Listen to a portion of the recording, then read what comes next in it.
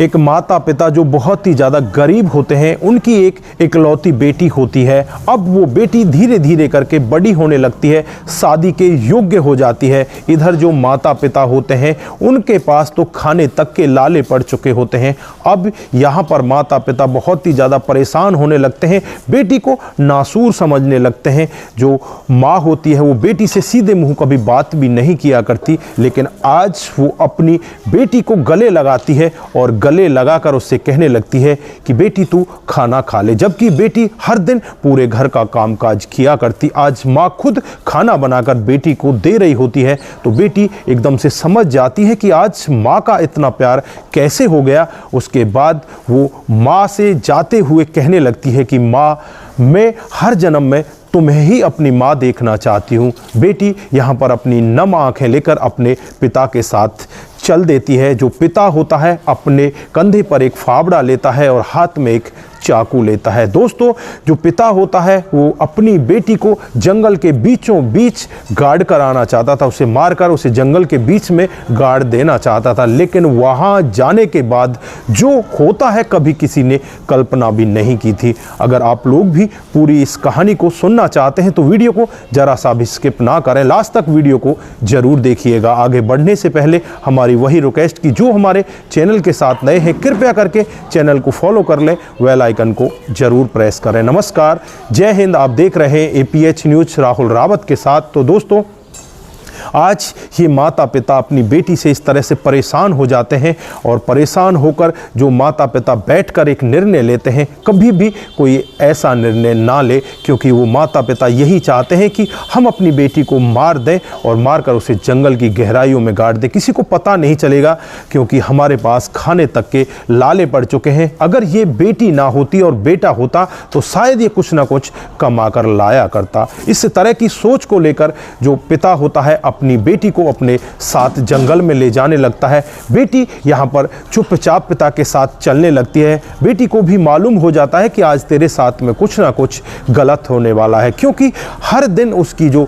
माँ होती है उससे नाराज रहा करती है, लेकिन आज उसकी माँ उससे बहुत ज़्यादा खुश होती है, उसे खुद खाना बनाकर खिलाती है और उससे कहती है कि तू बेटा अपने पिता के साथ चली जा। उसके बाद पिता रास्ते में चलने लगता है। जैसे ही पिता थोड़ी आगे बढ़ता है तो पिता के पैर में कांटा लग जाता है। कांटा लगते ही पिता जमीन पर गिर जाता है, कराहने लगता है। जो बेटी होती है अपने पिता के दर्द को सहन नहीं कर पाती, तुरंत ही अपने पिता के पैर को पकड़ती है और उस कांटे को बाहर निकाल देती है। जो पिता होता है झटपटा के अपनी बेटी को अलग करता है और कहने लगता है कि बेटी, हम कभी बेटियों से पैर नहीं छुआते, तुम मेरे पैरों को मत छुओ। तो यहाँ पर बेटी कहने लगती है कि पिता, मैं आपके कांटे को निकाल रही हूँ, आपके पैर इस तरह से नहीं छू रही। उसके बाद वो अपना दुपट्टा फाड़ती है और पिता के पैर में बांध देती है।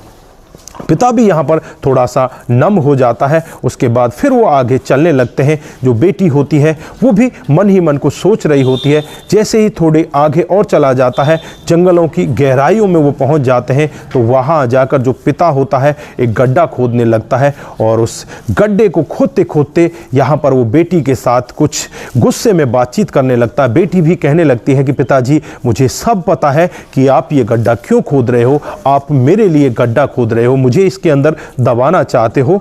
तो यहाँ पर पिता गुस्से में कहता है कि हाँ हाँ, तुम हमारे घर के लिए नासूर हो, अगर तुम्हारी जगह कोई बेटा होता तो वो कमा कर लाता, लेकिन तुम तो हमारे ऊपर बोझ बन चुकी हो।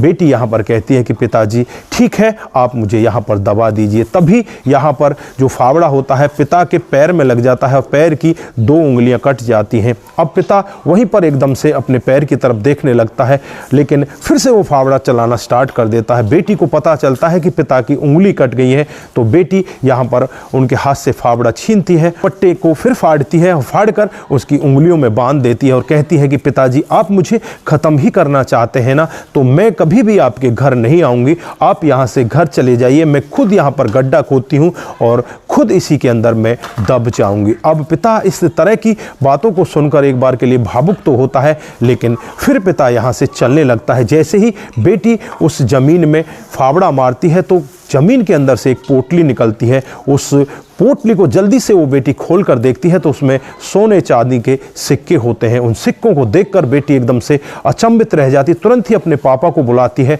और कहती है कि पापा, मैं तो यहाँ पर दबने जा रही हूँ, लेकिन यहाँ पर कुछ खजाना निकला है, इसको तो अपने साथ लेते जाओ।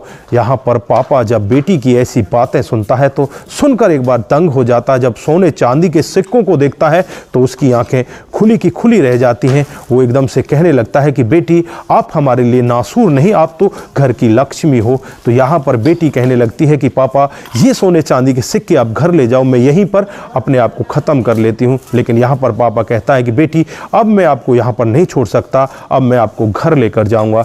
लेकिन यहाँ पर बेटी फिर पापा से कहती है कि जब ये सिक्के ख़त्म हो जाएंगे आप फिर मुझे मारने के लिए यहीं पर आओगे, इससे बेहतर तो यही होगा मैं अभी अपने आप को ख़त्म कर लेती हूँ।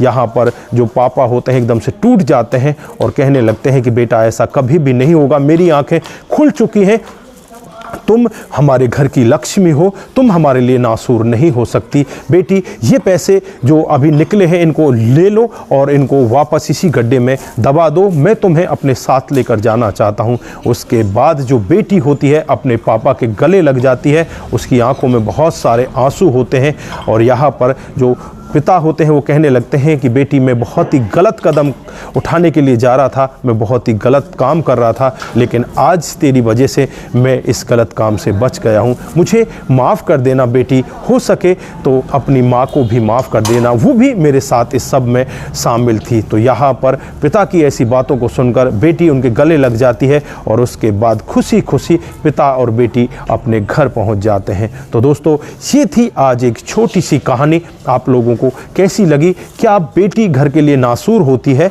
क्या बेटी घर की लक्ष्मी होती है? आप यहाँ पर कमेंट करके ज़रूर बताएं। दोस्तों, बेटियाँ तो घर के लिए हमेशा ही लक्ष्मी होती हैं। इस घर में रहती हैं तो इस घर को स्वर्ग बनाती हैं और दूसरे घर में जाती हैं तो वहाँ भी उस घर को स्वर्ग बनाती हैं। दोस्तों, कुछ बेटियाँ खराब हो सकती हैं लेकिन ज़्यादातर बेटियाँ तो हकीकत में ही घर की लक्ष्मी होती हैं। तो दोस्तों, इस कहानी पर आप क्या कहना चाहते हैं? आपकी जो भी राय है एक बार कमेंट बॉक्स में ज़रूर दीजिएगा। दोस्तों, आज के लिए बस इतना ही, फिर मिलते हैं किसी नए मूड के साथ। तब तक के लिए आप अपना ख्याल रखें, परिवार का ख्याल रखें, सतर्क रहें, सावधान रहें और ऐसी कहानी सुनने के लिए हमारे चैनल को सब्सक्राइब जरूर करें। नमस्कार, जय हिंद,